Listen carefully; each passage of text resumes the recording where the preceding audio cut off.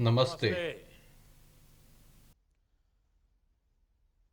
आज ਅੱਜ ਆਪ ਸਭ ਨਾਲ ਗੱਲ आप ਕਰਕੇ सभी से बात करके ਬਹੁਤ ਸੰਤੁਸ਼ਟੀ ਮਿਲ ਰਹੀ ਹੈ। बहुत संतोष हो रहा है। ਸੰਤੁਸ਼ਟੀ ਇਸ ਗੱਲ ਦੀ ਹੈ संतोष इस बात का कि दिल्ली ਕਿ से ਦਿੱਲੀ ਤੋਂ ਅੰਨ ਦਾ ਜੋ ਇੱਕ अन्न ਇੱਕ का ਦਾਣਾ जो ਭੇਜਿਆ ਗਿਆ एक एक दाना भेजा ਉਹ गया ਹਰ ਲਾਭਪਾਤਰੀਆਂ ਦੀ ਥਾਲੀ वो हर ਤੱਕ लाभार्थी की ਪਹੁੰਚ ਰਿਹਾ ਹੈ। थाली तक पहुंच रहा है। संतोष इस बात ਸੰਤੁਸ਼ਟੀ का ਇਸ ਗੱਲ ਦੀ ਹੈ कि ਕਿ पहले ਪਹਿਲਾਂ की ਦੀਆਂ सरकारों के ਸਰਕਾਰਾਂ ਦੇ समय ਸਮੇਂ उत्तर ਉੱਤਰ प्रदेश ਪ੍ਰਦੇਸ਼ में ਵਿੱਚ गरीब के अनाज ਗਰੀਬ की ਦੇ जो लूट ਅਨਾਜ हो ਦੀ ਜੋ जाती ਲੁੱਟ ਹੋ ਜਾਂਦੀ ਸੀ उसके लिए ਹੁਣ ਉਹ ਰਸਤਾ ਨਹੀਂ अब ਬਚਿਆ। वो रास्ता नहीं बचा है।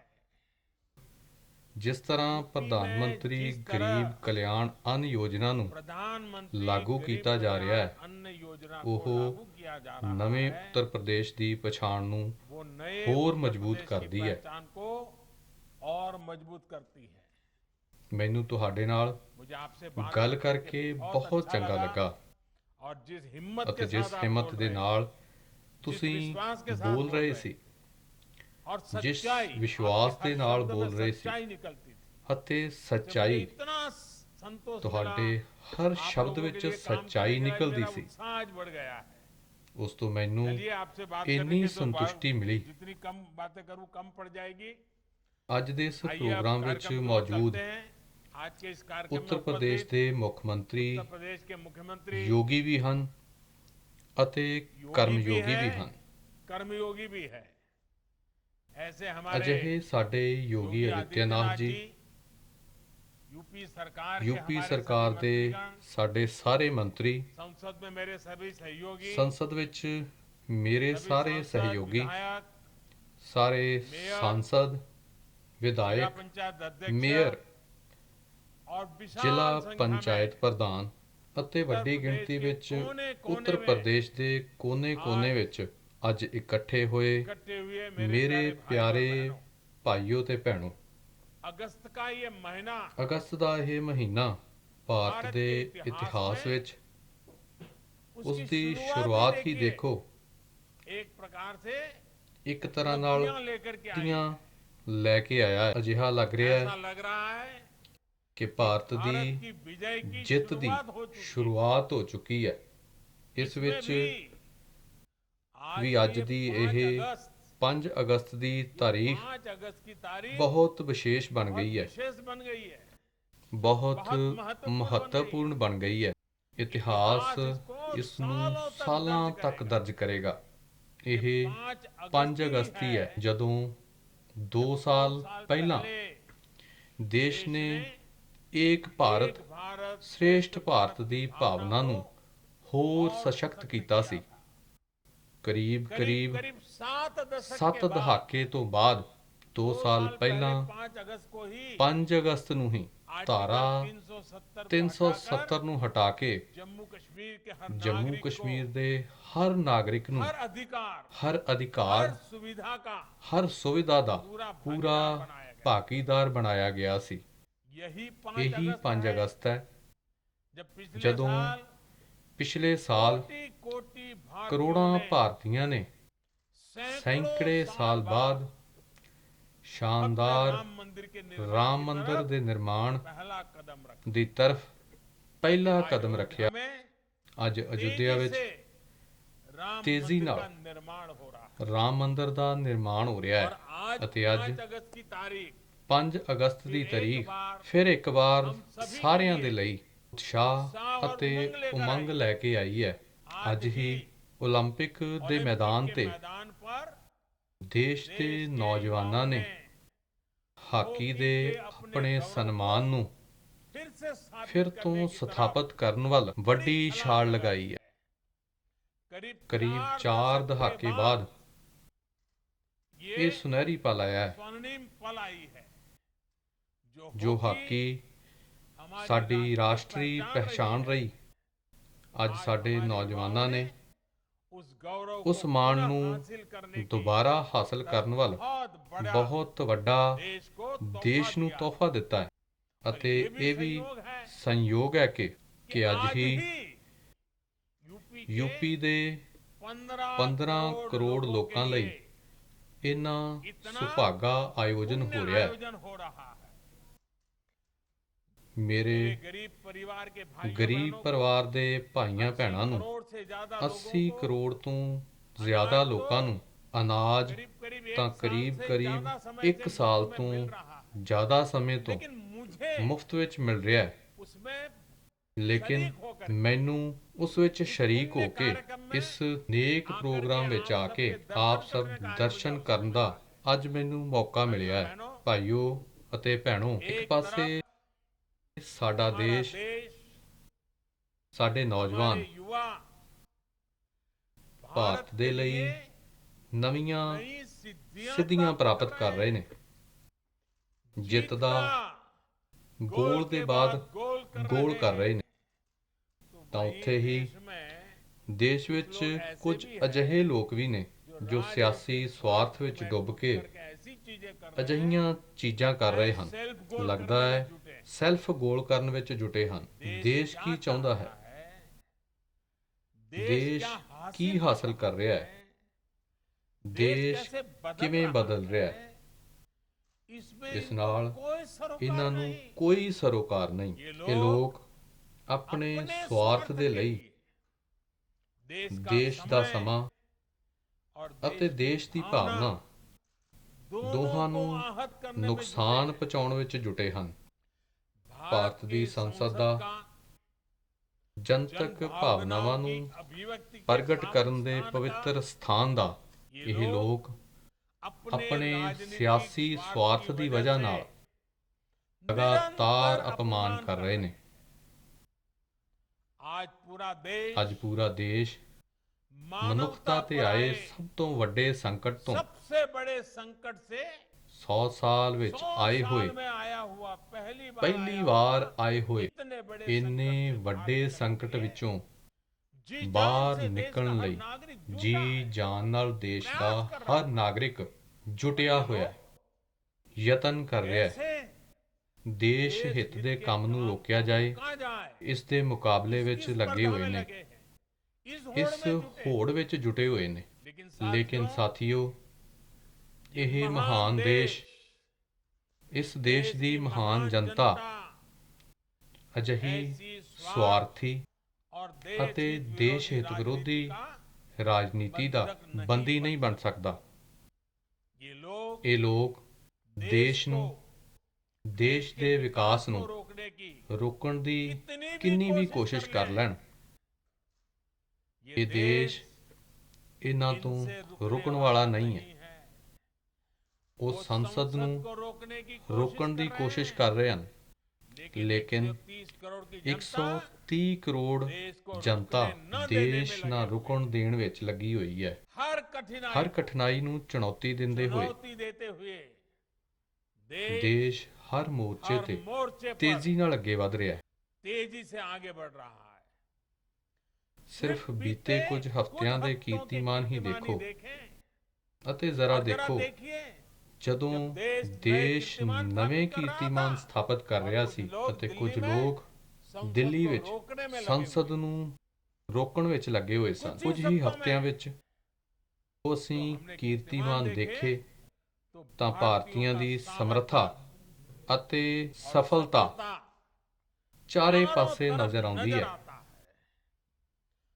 ਓਲੰਪਿਕ ਵਿੱਚ ਬੇਮਿਸਾਲ ਪ੍ਰਦਰਸ਼ਨ ਨੂੰ ਪੂਰਾ ਦੇਸ਼ ਉਤਸ਼ਾਹ ਨਾਲ ਦੇਖ ਰਿਹਾ ਹੈ। ਭਾਰਤ ਟੀਕਾਕਰਨ ਦੇ ਮਾਮਲੇ ਵਿੱਚ 50 ਕਰੋੜ ਦੇ ਪੜਾਅ ਦੇ ਬਿਲਕੁਲ ਦਰਵਾਜ਼ੇ ਤੇ ਆ ਕੇ ਖੜਾ ਹੋ ਗਿਆ ਹੈ। ਦੇਖਦੇ ਹੀ ਦੇਖਦੇ ਉਸ ਨੂੰ ਵੀ ਪਾਰ ਕਰ ਜਾਏਗਾ। ਇਸ ਕਰੋਨਾ ਕਾਲਖੰਡ ਵਿੱਚ ਵੀ ਭਾਰਤੀਆਂ ਦਾ ਉਦਮ ਨਵੇਂ ਪ੍ਰਤਿਮਾਨ ਬਣਾ ਰਿਹਾ ਹੈ।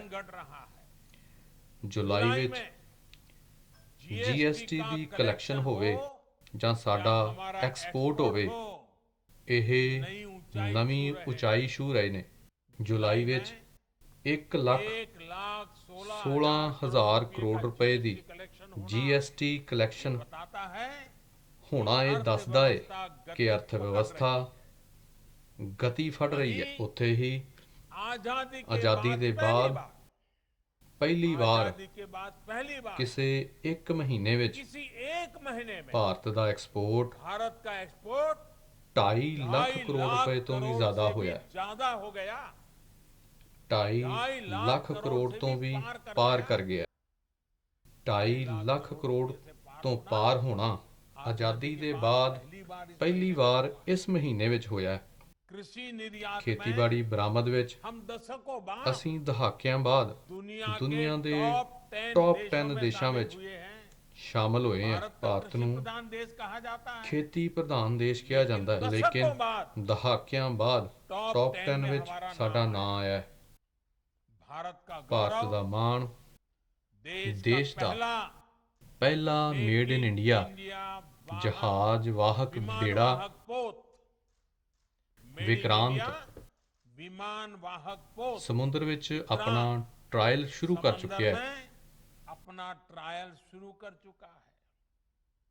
ਹਰ हर ਚੁਣੌਤੀ ਨੂੰ चुनौती को ਚੁਣੌਤੀ ਦਿੰਦੇ ਹੋਏ चुनौती देते हुए ਭਾਰਤ ਨੇ ਲੱਦਾਖ ਵਿੱਚ दुनिया ਦੀ सबसे ਸਭ ਤੋਂ ਉੱਚੀ मोटरेबल ਰੋਡ ਦਾ ਨਿਰਮਾਣ ਕੀਤਾ ਹੈ।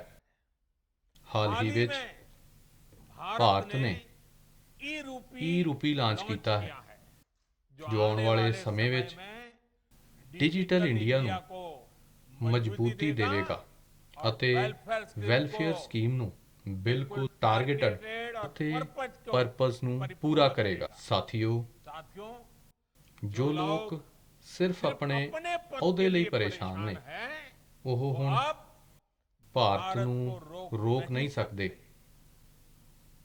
ਨਵਾਂ ਭਾਰਤ ਪਦ ਨਹੀਂ, ਪਦਕ ਜਿੱਤ ਕੇ ਦੁਨੀਆ ਵਿੱਚ ਛਾ ਰਿਹਾ ਹੈ। ਨਵੇਂ ਭਾਰਤ ਵਿੱਚ ਅੱਗੇ ਵਧਣ ਦਾ ਮਾਰਗ ਪਰਿਵਾਰ ਨਹੀਂ ਬਲਕਿ ਮਿਹਨਤ ਨਾਲ ਤੈਅ ਹੋਵੇਗਾ।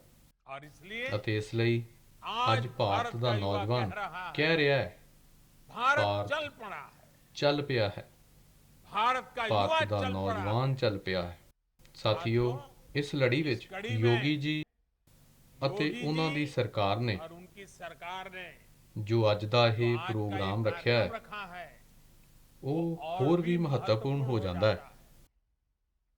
ਇਸ ਮੁਸ਼ਕਿਲ ਸਮੇਂ ਵਿੱਚ ਇੱਕ ਵੀ ਗਰੀਬ ਅਜਿਹਾ ਨਾ ਹੋਵੇ ਜਿਸ ਦੇ ਘਰ ਵਿੱਚ ਰਾਸ਼ਨ ਨਾ ਹੋਵੇ। ਇਹ ਯਕੀਨੀ ਬਣਾਉਣਾ ਬਹੁਤ ਜ਼ਰੂਰੀ ਹੈ। ਸਾਥੀਓ, 100 ਸਾਲ ਦਾ ਇਹ ਸਭ ਤੋਂ ਵੱਡਾ ਸੰਕਟ ਸਿਰਫ ਮਹਾਮਾਰੀ ਦਾ ਹੀ ਨਹੀਂ ਹੈ, ਬਲਕਿ ਇਸ ਨੇ ਕਈ ਮੋਰਚਿਆਂ ਤੇ ਦੇਸ਼ ਅਤੇ ਦੁਨੀਆ ਦੀ ਅਰਬਾਂ ਦੀ ਆਬਾਦੀ ਨੂੰ, ਪੂਰੀ ਮਨੁੱਖ ਜਾਤੀ ਨੂੰ ਆਪਣੀ ਚਪੇਟ ਵਿੱਚ ਲਿਆ ਹੈ ਅਤੇ ਉਹ ਸਭ ਤੋਂ ਵੱਡੀਆਂ ਚੁਣੌਤੀਆਂ ਪੈਦਾ ਕਰ ਰਿਹਾ ਹੈ। ਅਤੀਤ ਵਿੱਚ ਅਸੀਂ ਮਹਿਸੂਸ ਕੀਤਾ ਹੈ ਕਿ ਜਦੋਂ ਦੇਸ਼ ਤੇ ਪਹਿਲਾਂ ਇਸ ਤਰ੍ਹਾਂ ਦਾ ਸੰਕਟ ਆਉਂਦਾ ਸੀ ਤਾਂ ਦੇਸ਼ ਦੀਆਂ तमाम ਵਿਵਸਥਾਵਾਂ ਬੁਰੀ ਤਰ੍ਹਾਂ ਨਾਲ ਵਿਗੜ ਜਾਂਦੀਆਂ ਸਨ, ਹਿੱਲ ਜਾਂਦੀਆਂ ਸਨ। ਲੋਕਾਂ ਦਾ ਵਿਸ਼ਵਾਸ ਵੀ ਡਿੱਗ ਜਾਂਦਾ ਸੀ। ਲੇਕਿਨ ਅੱਜ ਭਾਰਤ ਦਾ ਹਰੇਕ ਨਾਗਰਿਕ ਪੂਰੀ ਤਾਕਤ ਨਾਲ ਇਸ ਮਹਾਮਾਰੀ ਦਾ ਮੁਕਾਬਲਾ ਕਰ ਰਿਹਾ ਹੈ। ਮੈਡੀਕਲ ਸੇਵਾਵਾਂ ਨਾਲ ਜੁੜਿਆ ਇਨਫਰਾਸਟ੍ਰਕਚਰ ਹੋਵੇ, ਦੁਨੀਆ ਦਾ ਸਭ ਤੋਂ ਵੱਡਾ ਮੁਫਤ ਟੀਕਾਕਰਨ ਅਭਿਆਨ ਹੋਵੇ, ਜਾਂ ਫਿਰ ਭਾਰਤ ਵਾਸੀਆਂ ਨੂੰ ਭੁੱਖਮਰੀ ਤੋਂ ਬਚਾਉਣ ਦਾ ਸਭ ਤੋਂ ਵੱਡਾ ਅਭਿਆਨ ਹੋਵੇ। ਲੱਖਾਂ ਕਰੋੜ ਰੁਪਏ ਦੇ ਇਹ ਪ੍ਰੋਗਰਾਮ ਅੱਜ ਭਾਰਤ ਸਫਲਤਾ ਦੇ ਨਾਲ ਅੱਗੇ ਵਧਾ ਰਿਹਾ ਹੈ। ਮਹਾਮਾਰੀ ਦੇ ਇਸ ਸੰਕਟ ਵਿੱਚ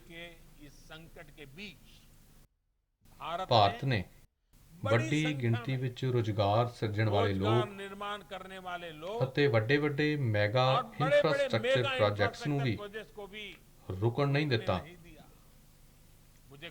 ਮੈਨੂੰ ਖੁਸ਼ੀ ਹੈ ਕਿ ਯੂਪੀ ਅਤੇ ਯੂਪੀ ਦੇ ਲੋਕਾਂ ਨੇ ਦੇਸ਼ ਦੀ ਸਮਰੱਥਾ ਨੂੰ ਵਧਾਉਣ ਲਈ ਮੋਢੇ ਨਾਲ ਮੋਢਾ ਜੋੜ ਕੇ ਕੰਮ ਕੀਤਾ ਹੈ।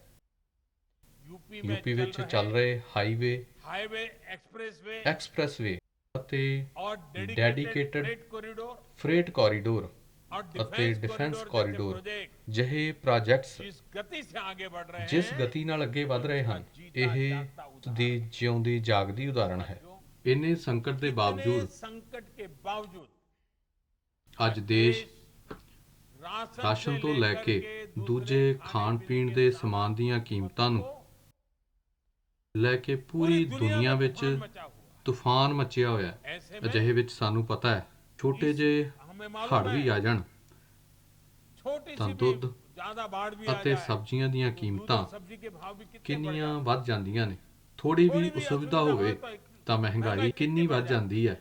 ਸਾਡੇ ਸਾਹਮਣੇ ਵੱਡੀ ਚੁਣੌਤੀ, ਲੇਕਿਨ ਮੈਂ ਮੇਰੇ ਗਰੀਬ ਮੱਧ ਵਰਗ ਦੇ ਭਾਈਆਂ ਤੇ ਭੈਣਾਂ ਨੂੰ ਵਿਸ਼ਵਾਸ ਦਿਵਾਉਂਦਾ ਹਾਂ, ਅਸੀਂ ਪੂਰੀ ਕੋਸ਼ਿਸ਼ ਕਰ ਰਹੇ ਹਾਂ ਤਾਂ ਕਿ ਅਸੀਂ ਇਸ ਨੂੰ ਕੰਟਰੋਲ ਵਿੱਚ ਰੱਖ ਸਕੀਏ ਅਤੇ ਇਹ ਵੀ ਆਪ ਸਭ ਦੇ ਸੰਭਵ ਹੋਣ ਵਾਲਾ ਹੈ।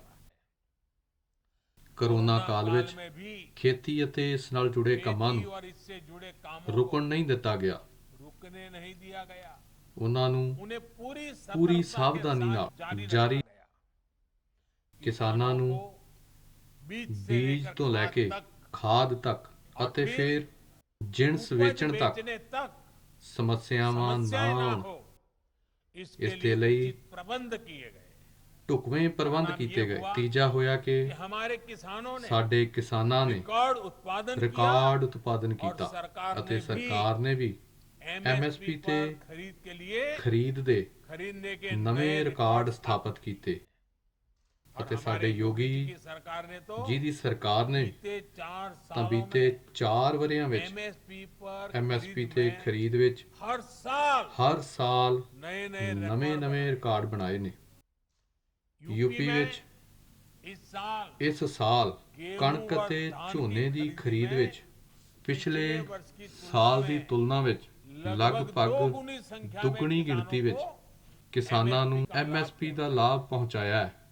ਯੂਪੀ ਦੇ 13 ਲੱਖ ਤੋਂ ਵੱਧ ਕਿਸਾਨ ਪਰਿਵਾਰਾਂ ਨੂੰ ਉਹਨਾਂ ਦੀ ਜਿਣਸ ਦੇ ਲਗਭਗ 24,000 ਕਰੋੜ ਰੁਪਏ ਸਿੱਧੇ ਉਹਨਾਂ ਦੇ ਬੈਂਕ ਖਾਤਿਆਂ ਵਿੱਚ ਪਹੁੰਚਾਏ ਗਏ ਨੇ। ਸਾਥੀਓ, ਕੇਂਦਰ ਅਤੇ ਉੱਤਰ ਪ੍ਰਦੇਸ਼ ਦੀ ਡਬਲ ਇੰਜਨ ਸਰਕਾਰ ਆਮ ਲੋਕਾਂ ਦੀ ਸੁਵਿਧਾ ਅਤੇ ਸ਼ਕਤੀਕਰਨ ਲਈ ਲਗਾਤਾਰ ਯਤਨ ਕਰ ਰਹੀ ਹੈ। ਕਰੋਨਾ ਕਾਲਖੰਡ ਦੇ ਬਾਵਜੂਦ ਗਰੀਬਾਂ ਨੂੰ ਸੁਵਿਧਾਵਾਂ ਦੇਣ ਦਾ ਅਭਿਆਨ ਮੱਠਾ ਨਹੀਂ ਪਿਆ। ਯੂਪੀ ਵਿੱਚ ਹੁਣ ਤੱਕ 17 ਲੱਖ ਤੋਂ ਵੱਧ ਪੇਂਡੂ ਅਤੇ ਸ਼ਹਿਰੀ ਗਰੀਬ ਪਰਿਵਾਰਾਂ ਨੂੰ ਆਪਣੇ ਪੱਕੇ ਘਰ ਮਨਜ਼ੂਰ ਹੋ ਚੁੱਕੇ ਹਨ। ਲੱਖਾਂ ਗਰੀਬ ਪਰਿਵਾਰਾਂ ਨੂੰ ਘਰ ਵਿੱਚ ਪਖਾਨਿਆਂ ਦੀ ਸੁਵਿਧਾ ਮਿਲੀ ਹੈ।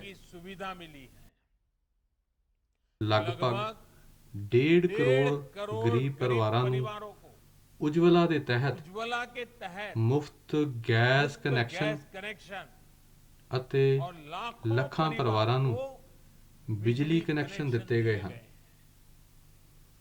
ਹਰ ਘਰ ਜਲ ਪਹੁੰਚਾਉਣ ਦਾ ਮਿਸ਼ਨ ਵੀ ਯੂਪੀ ਵਿੱਚ ਤੇਜ਼ ਗਤੀ ਨਾਲ ਅੱਗੇ ਵਧ ਰਿਹਾ ਹੈ।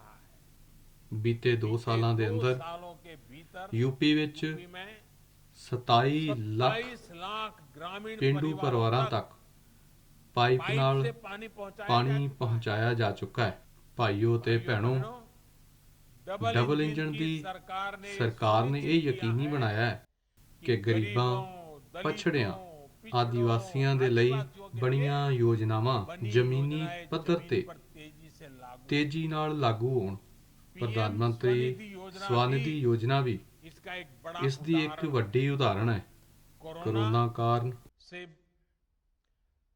ਬਣੀਆਂ ਸਥਿਤੀਆਂ ਵਿੱਚ, ਇਸ ਕਰੋਨਾ ਕਾਲ ਵਿੱਚ ਜੋ ਸਥਿਤੀਆਂ ਬਣੀਆਂ, ਰੇੜੀ ਫੜੀ ਠੇਲਾ ਲਗਾਉਣ ਵਾਲੇ ਭਾਈਆਂ ਭੈਣਾਂ ਦੀ ਰੋਜੀ ਰੋਟੀ ਫਿਰ ਤੋਂ ਪਟੜੀ ਤੇ ਆਵੇ, ਇਸ ਦੇ ਲਈ ਉਹਨਾਂ ਨੂੰ ਬੈਂਕਾਂ ਨਾਲ ਜੋੜਿਆ ਗਿਆ। ਬਹੁਤ बहुत ਘੱਟ कम ਸਮੇਂ समय ਵਿੱਚ में ਹੀ ही ਇਸ ਯੋਜਨਾ ਦੇ ਤਹਿਤ यूपी के ਯੂਪੀ लगभग ਦੇ ਲਗਭਗ 10 ਲੱਖ ਸਾਥੀਆਂ ਨੂੰ ਇਸ ਦਾ ਲਾਭ ਦੇਣ ਦੀ ਪ੍ਰਕਿਰਿਆ ਸ਼ੁਰੂ ਹੋਈ ਹੈ। साथियों ਸਾਥੀਓ, ਬੀਤੇ ਦਹਾਕਿਆਂ ਵਿੱਚ ਉੱਤਰ ਪ੍ਰਦੇਸ਼ ਦੀ ਕੀ की ਪਛਾਣ ਬਣੀ, ਕੀ ਜ਼ਿਕਰ ਜ਼ਿਕਰ ਹੁੰਦਾ ਸੀ ਉੱਤਰ ਪ੍ਰਦੇਸ਼ ਦਾ? ਤੁਹਾਨੂੰ ਯਾਦ ਯਾਦ ਹੋਵੇਗਾ, ਉੱਤਰ ਪ੍ਰਦੇਸ਼ ਨੂੰ ਹਮੇਸ਼ਾ ਰਾਜਨੀਤੀ ਦੇ ਚਸ਼ਮੇ ਨਾਲ ਦੇਖਿਆ ਗਿਆ। ਯੂਪੀ ਦੇਸ਼ ਦੇ ਵਿਕਾਸ ਵਿੱਚ ਵੀ ਮੋਹਰੀ ਭੂਮਿਕਾ ਨਿਭਾ ਸਕਦਾ ਹੈ। ਇਸ ਦੀ ਚਰਚਾ ਤੱਕ ਨਹੀਂ ਹੋਣ ਦਿੱਤੀ। ਦਿੱਲੀ ਦੇ ਸਿੰਘਾਸਨ ਦਾ ਰਸਤਾ ਕੇ ਲੰਘਦਾ ਹੈ। ਇਸ ਦਾ ਸੁਪਨਾ ਦੇਖਣ ਵਾਲੇ ਤਾਂ ਬਹੁਤ ਲੋਕ ਆਏ ਅਤੇ ਗਏ, ਲੇਕਿਨ ਅਜਿਹੇ ਲੋਕਾਂ ਨੇ ਕਦੇ ਇਹ ਯਾਦ ਨਹੀਂ ਰੱਖਿਆ ਕਿ ਭਾਰਤ ਦੀ ਸਮਰਿੱਧੀ ਦਾ ਰਸਤਾ ਵੀ ਯੂਪੀ ਤੋਂ ਹੀ ਹੋ ਕੇ ਲੰਘਦਾ ਹੈ।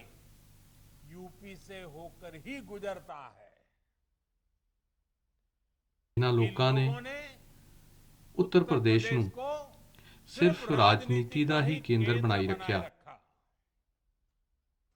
ਕਿਸੇ ਨੇ ਵੰਸ਼ਵਾਦ ਦੇ ਲਈ, ਕਿਸੇ ਨੇ ਆਪਣੇ ਪਰਿਵਾਰ ਦੇ ਲਈ, ਕਿਸੇ ਨੇ ਆਪਣੇ ਸਿਆਸੀ ਸਵਾਰਥ ਦੇ ਲਈ ਯੂਪੀ ਨੂੰ ਸਿਰਫ ਇਸਤੇਮਾਲ ਕੀਤਾ ਹੈ।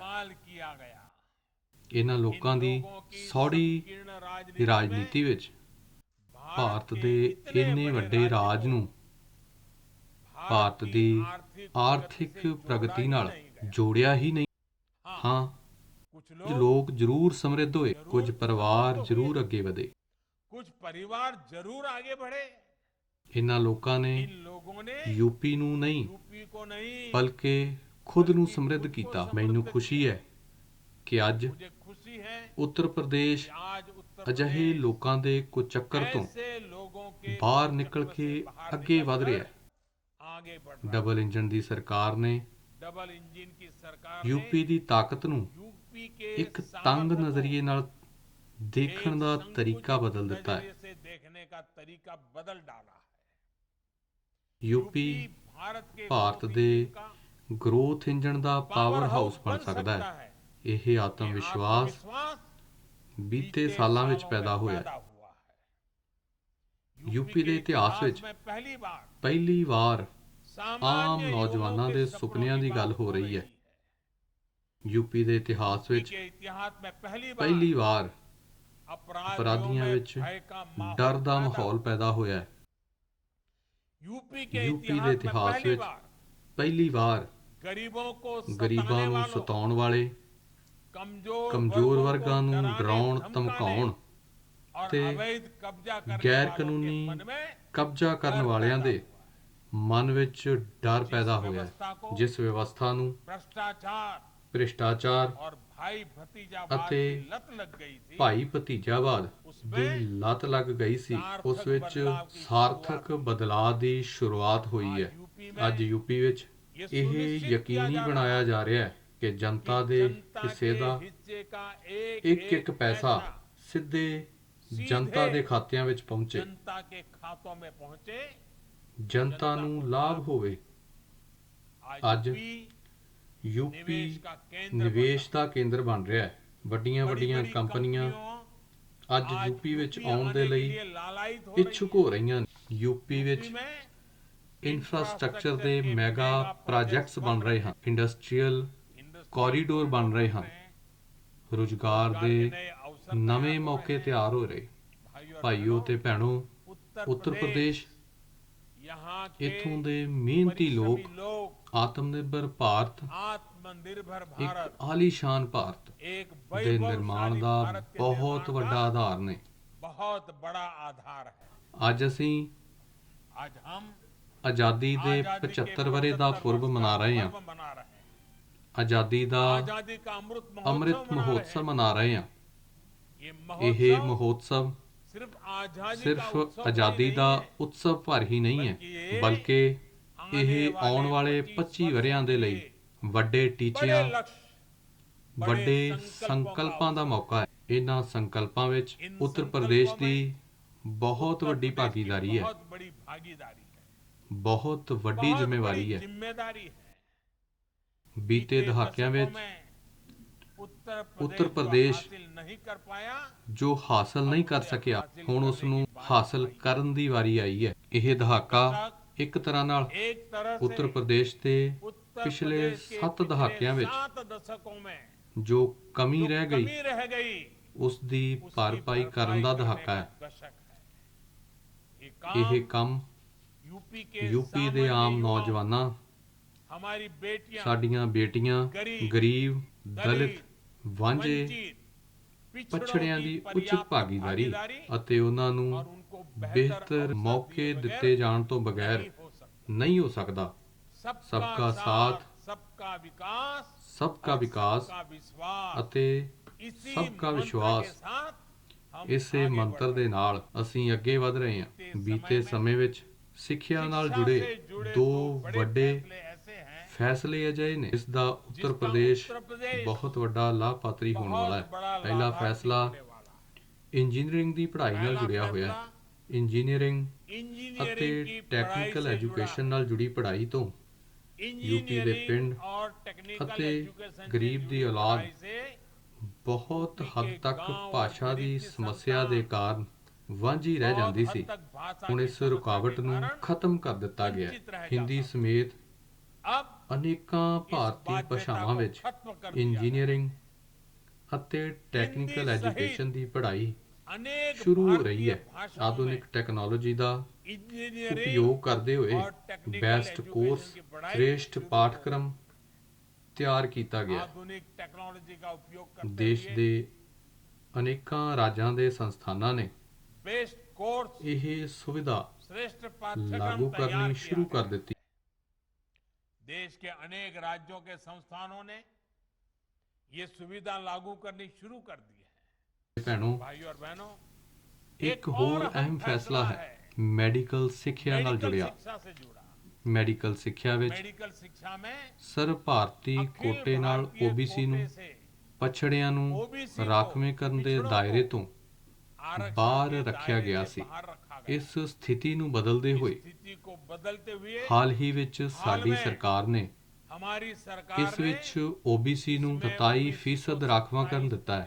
ਇਹੀ ਨਹੀਂ, ਸਧਾਰਨ ਵਰਗ ਦੇ ਗਰੀਬ ਪਰਿਵਾਰਾਂ ਦੇ ਬੱਚਿਆਂ ਲਈ ਵੀ ਜੋ 10% ਰਾਖਵਾਂਕਰਨ ਹੈ ਉਸ ਨੂੰ ਇਸ ਸੈਸ਼ਨ ਤੋਂ ਲਾਗੂ ਕੀਤਾ ਗਿਆ ਹੈ। ਇਸ ਫੈਸਲੇ ਨਾਲ ਮੈਡੀਕਲ ਪ੍ਰੋਫੈਸ਼ਨ ਵਿੱਚ ਜੋ ਡਾਕਟਰ ਬਣਨਾ ਚਾਹੁੰਦੇ ਹਨ ਉਸ ਖੇਤਰ ਵਿੱਚ इस ਇੱਕ फैसले से ਵੱਡੇ ਟੈਲੈਂਟ ਪੂਲ ਨੂੰ ਮੌਕਾ ਮਿਲੇਗਾ ਅਤੇ ਸਮਾਜ ਦੇ ਹਰ ਵਰਗ ਨੂੰ ਅੱਗੇ ਵਧਾਉਣ ਲਈ, ਬਿਹਤਰ ਕਰਨ ਲਈ ਪ੍ਰੋਤਸਾਹਨ ਮਿਲੇ। ਗਰੀਬ ਦੇ ਬੱਚੇ ਲਈ ਡਾਕਟਰ ਬਣਨ ਦਾ ਰਸਤਾ ਖੁੱਲਿਆ ਹੈ। ਭਾਈਓ ਤੇ ਭੈਣੋ, बेहतर करने के लिए ਹੈਲਥ ਸੈਕਟਰ ਵਿੱਚ ਵੀ गरीब के बच्चे को ਬੀਤੇ ਵਰ੍ਹਿਆਂ ਵਿੱਚ डॉक्टर बनने का ਉੱਤਰ ਪ੍ਰਦੇਸ਼ ਵਿੱਚ ਬੇਮਿਸਾਲ ਕੰਮ ਹੋਇਆ ਹੈ। हेल्थ सेक्टर में भी बीते सालों में उत्तर कल्पना प्रदेश करो, में अभूतपूर्व काम 4-5 ਸਾਲ ਪਹਿਲਾਂ कल्पना कीजिए ਅਗਰ ਕੋਈ 4-5 साल ਅਜਿਹੀ पहले ਆਲਮੀ अगर ਮਹਾਮਾਰੀ कोरोना ਆਉਂਦੀ ਤਾਂ जैसी वैश्विक महामारी ਯੂਪੀ ਦੀ आती, ਕੀ ਸਥਿਤੀ ਹੁੰਦੀ। की क्या स्थिति होती।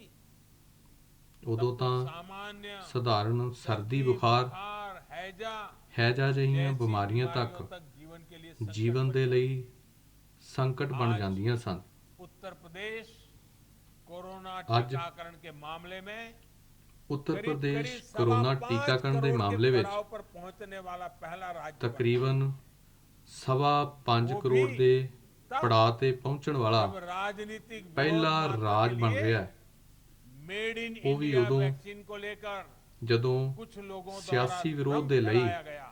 ਮੇਡ ਇਨ झूठ ਇੰਡੀਆ प्रचार। ਵੈਕਸੀਨ ਨੂੰ ਲੈ ਕੇ लेकिन यूपी कुछ की लोगों समझदार वालों जनता ने ਭਰਮ हर ਫੈਲਾਇਆ ਗਿਆ, हर झूठ को नकार दिया। ਝੂਠ ਫੈਲਾਇਆ ਗਿਆ।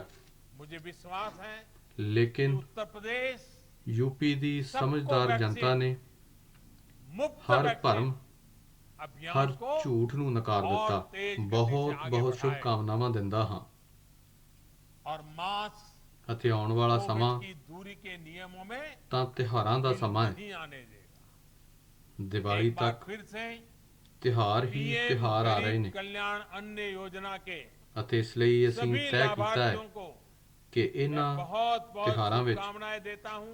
ਸਾਡੇ और आने ਕਿਸੇ वाला समय ਗਰੀਬ तो ਪਰਿਵਾਰ त्योहारों ਨੂੰ का ਦੁੱਖ समय है। ਤਕਲੀਫ ਨਾ ਹੋਵੇ। दिवाली तक त्योहार ही त्योहार इस आ लिए रहे हैं और इसलिए दिवाली हमने तक तय किया है ਇਹ इन ਮੁਫਤ त्योहारों ਰਾਸ਼ਨ में ਦੇਣਾ हमारे किसी गरीब चालू परिवार रहेगा। को तकलीफ न हो, इसलिए दिवाली मैं तक फिर ये एक मुफ्त बार राशन आप सब देने नूं का चालू रहेगा। ਆਉਣ फिर ਵਾਲੇ एक बार ਸਾਰੇ ਤਿਉਹਾਰਾਂ ਲਈ आप सबको ਬਹੁਤ आने वाले ਬਹੁਤ सभी ਸ਼ੁਭਕਾਮਨਾਵਾਂ त्योहारों ਦਿੰਦਾ के ਹਾਂ। लिए बहुत बहुत शुभकामनाएं ਤੁਸੀਂ देता ਤੰਦਰੁਸਤ हूं। ਰਹੋ, आप स्वस्थ ਤੁਹਾਡਾ रहे, ਪਰਿਵਾਰ ਤੰਦਰੁਸਤ ਰਹੇ। आपका परिवार स्वस्थ रहे। बहुत ਬਹੁਤ बहुत ਬਹੁਤ धन्यवाद। ਧੰਨਵਾਦ।